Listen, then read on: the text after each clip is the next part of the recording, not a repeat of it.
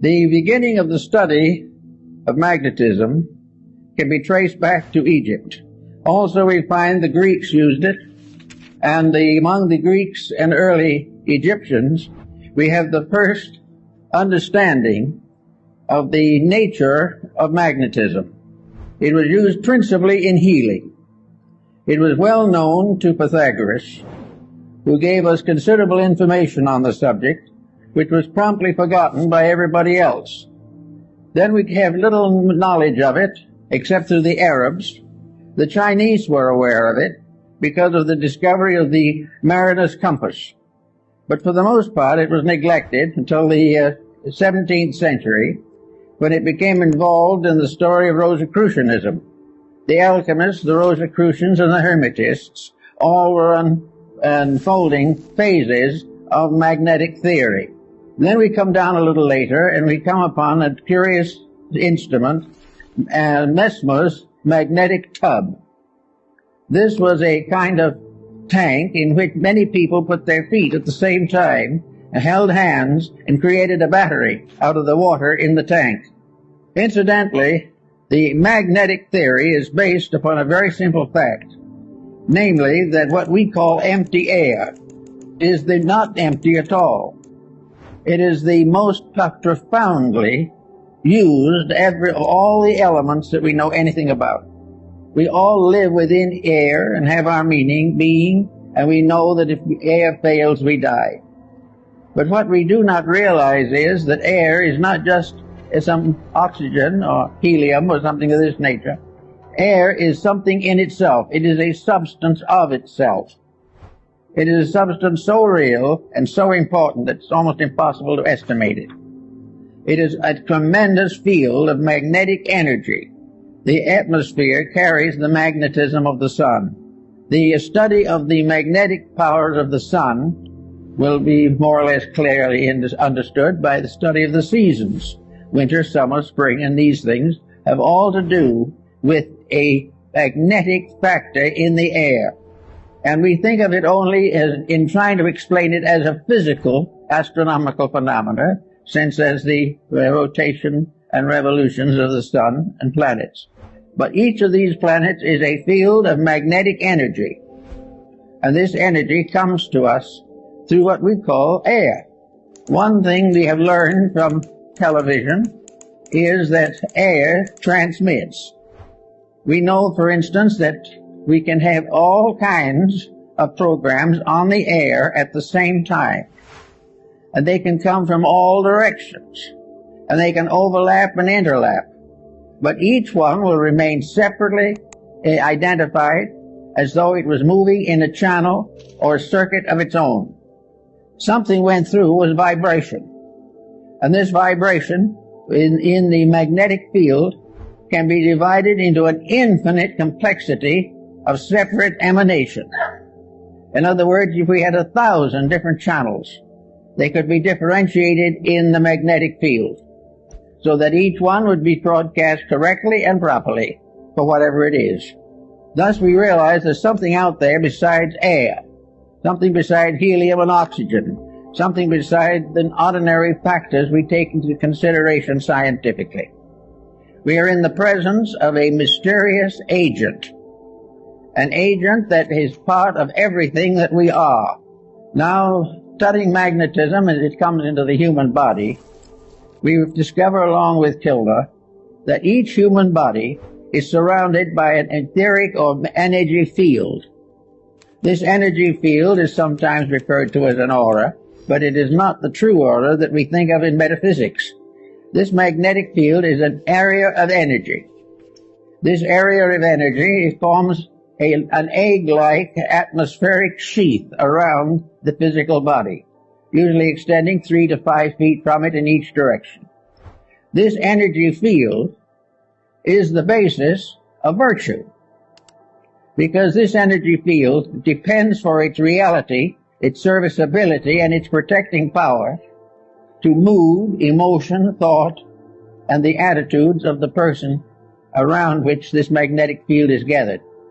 In other words, the individual, if they are normal, if mentally, emotionally, and physically, They are keeping the rules. This magnetic field forms a tremendous protection. It is normal, it is healthy, it is constantly able to handle infections and all kinds of difficulties. It will help to heal wounds. It will help to recover the use of functions and organs. And if we are deprived of some part of the body, it will try to compensate for us. As long as the individual takes proper care of his magnetic field, it will serve him. Now, this is a phase of morality that is generally overlooked. It is assumed that these magnetic fields are something you don't pay much attention to. They're there, maybe they'll help a little. But the truth of the matter is that practically the whole survival of the individual depends upon maintaining the integrity of this flow of energy into the magnetic field. This energy comes from the sun. It comes through a mysterious energy tube in the magnetic field. It enters the individual through the crown of the head. It disseminates through the entire body, and it's excreted back again through the lower centers of the body and is recleansed by the solar energy. This is a kind of a little private tank or capsule of life that we are all carrying about with us all the time. Now, the problem of morality in this is very definite. The moment we break rules, we damage that magnetic flow. We have got to keep the laws of nature, and these in turn are the laws of God, or the magnetic field fails. It can fail because of physical intemperances, which reduce its integrity and reduce its power. It can be wasted in riotous living, which is a common cause these days. It can be variously destroyed by moods, by attitudes, by fears, by complexes. It can be destroyed or damaged by alcohol, drugs, narcotics, all kinds of things. But if this field is damaged, it immediately reacts into health. It damages the individual's vitality. It makes him more easily subject to contagions and infections, and it definitely shortens the life expectancy. Now, we think of the magnetic field as surrounding the entire structure of the body, as Kilner shows in his work on the human atmosphere, and Babbitt also in his study of the atom. This, however, is only a phase of it. Each part of the body has a magnetic field. Each unit within the individual has its survival in a unit of energy. And this unit of energy is present in the smallest subdivision of imaginable space. It is in the tiniest atom. There is no such a thing as a dead particle in the universe. Even if it is killed by something, the very disintegrating process is a symbol of life energy. Therefore, we are confronted with the natural problem of realizing that virtue is to keep the law of the energy field. Now, the law of the energy field, just by coincidence, is also the law of integrity. The energy field is what establishes right and wrong. The energy field tells us that to lose our disposition and temper fit is wrong. To use various negative, destructive attitudes is wrong. To compromise the principles of right living is wrong. To think badly, to feel unpleasantly, to be engaged in any action or concept which is contrary to the common good damages the magnetic field and therefore is wrong. Selfishness injures that field. Every vice we know, the breaking of any of the 10 Commandments and a number of other rules results in damage to that field. It has nothing to do with nation. It has nothing to do with the ordinary concepts of codes, because the final code itself is based upon the life principle in each part of the human constitution. So we have each little cell has its own moral responsibilities. The stomach has its own magnetic field. The stomach is not simply an organ. It is an organism. It is a living thing within the human body.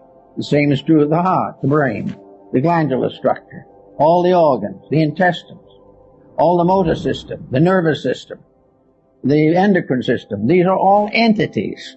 They are entities of magnetic unities. They are part of living organisms that are cooperating together for the common good. To abuse one is to damage all. To neglect one is to neglect all. Each of these organs has its own field in the body, and all these fields together constitute the grand magnetic field that surrounds the complete person. Now we go inside of this for a moment to see what we're dealing with. So we go back to Pythagoras, who was very timely in that. He tells us that in Egypt there was a temple in which therapy was the result of this contemplation of symmetrical geometric solids. In other words, the images of therapy were mathematical cubes, octagons, and various forms, dodecahedrons, each one placed upon a kind of altar or pedestal for the contemplation of the sufferer. All were symmetric geometric solids, perfect and complete in structure. To look upon them was therapeutic, because to look upon them accepted their energy as a reality in our lives. Now, these stone solids apparently were not alive. They only gave the impression of value, but actually they were alive. Every form in nature, natural or artificial, has a magnetic field. From the tiniest atom to the greatest galaxy, the magnetic fields are present, and the rules of each of them must be obeyed. Now, if an individual looking at a geometric solid sees in it a perfect proportion, this realization enters into the subconscious life of the person. The imagery of that solid is sent into the consciousness in the form of a benevolent magnetic center. It means that the individual is seeing a harmony, is seeing something in perfect order and perfect correctness. And in visualizing it, wherever we see perfection, it improves ourselves. Wherever we accept discord as inevitable, it injures ourselves.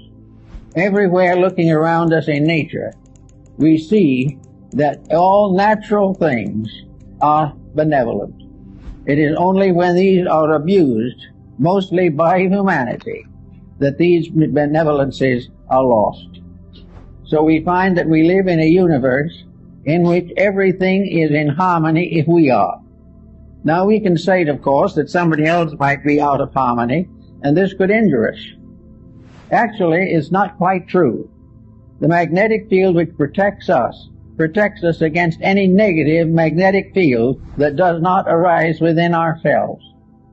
We are not contaminated by other people, unless by our very conscious weakness, or our intellectual weakness, or our emotional weakness, we surrender our integrity to the attitudes of other people. If we commit misdemeanors of one kind or another, we are responsible by the effect of these mistakes on our own magnetic field. Now, the magnetic field not only covers this type of thing, but it covers elimination, the intestinal walls. All of this type of thing is damaged, as we know, by hysteria, by various moods. The individual becomes ill because of a bad disposition. Now we consider this to be just symbol of something that happens that way, but it is not. The individual who is sickened by dispositional fault is sickened because he has damaged the magnetic field of some essential part of his own nature. If he has damaged the magnetic field of his digestive system, he will have dyspepsia. And if the dyspepsia lasts long enough, and the magnetic field is sickened long enough, then enduring chronic ailments can set in. No individual actually is infected entirely from himself, but never completely without himself. All of these unities of fact must be in harmony. Now, in the Rosicrucian philosophy, we had alchemy, the transmutation of various phases of life.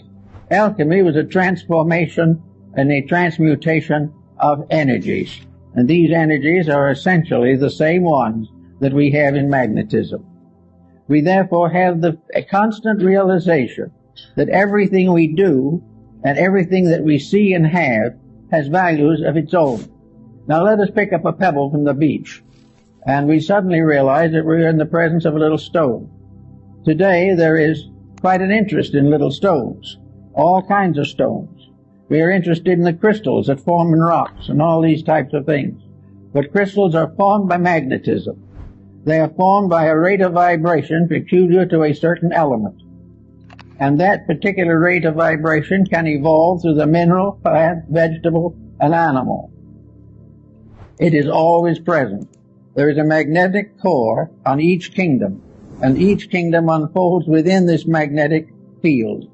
And within each of the composite fields, individual members of the fields with various degrees of growth are variously individually conditioned. Everywhere, this process of keeping faith with integrity becomes the natural secret of security, survival, and world peace.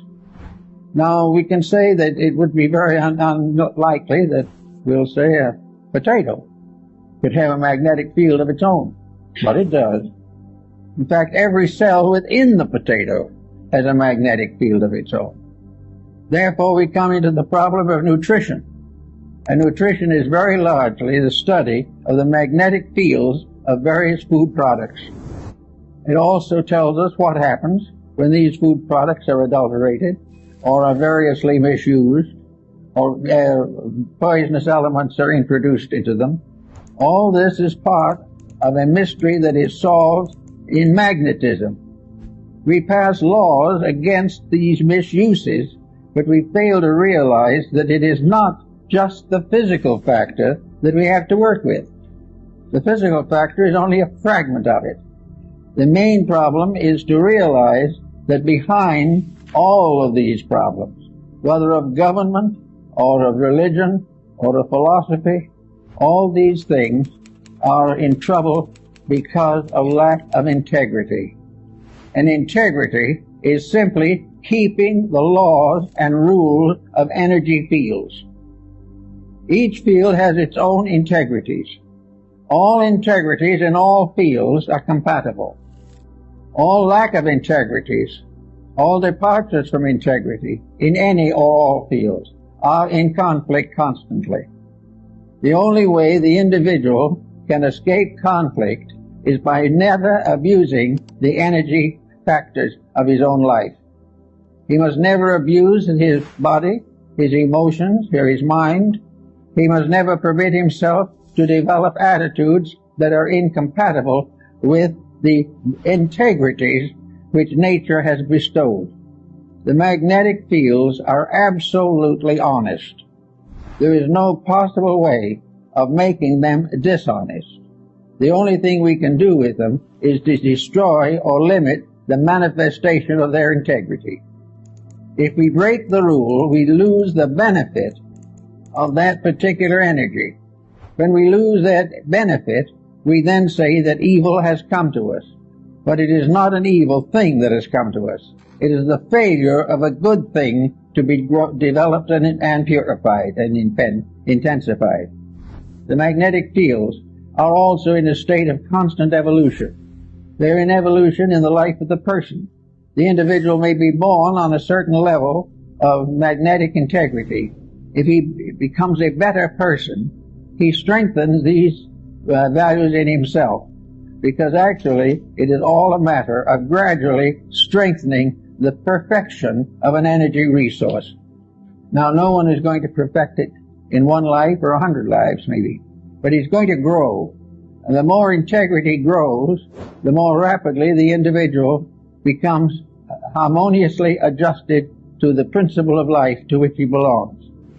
In our world at the present time, we are in a sad state in which practically everyone has broken every conceivable rule. We are living day by day trying to live off the profits from our own mistakes, and this is not really profitable. We are not realizing that this has nothing to do primarily with the theology. This has nothing to do with laws of government. This has nothing to do actually with our legal codes. It has to do with the relationship of energy to its proper ends and purposes. We know what it's supposed to be, we know what it's supposed to do, and we know that it isn't accomplishing that. Everything that has an existence has a magnetic field. It may have one that is not even visible. And the whole of our atmosphere, the whole of the world in which we live, is one mass of magnetic interplays. But as long as these are kept honest, they are all compatible. And a universe in which there was no dishonesty would be free from every infirmity.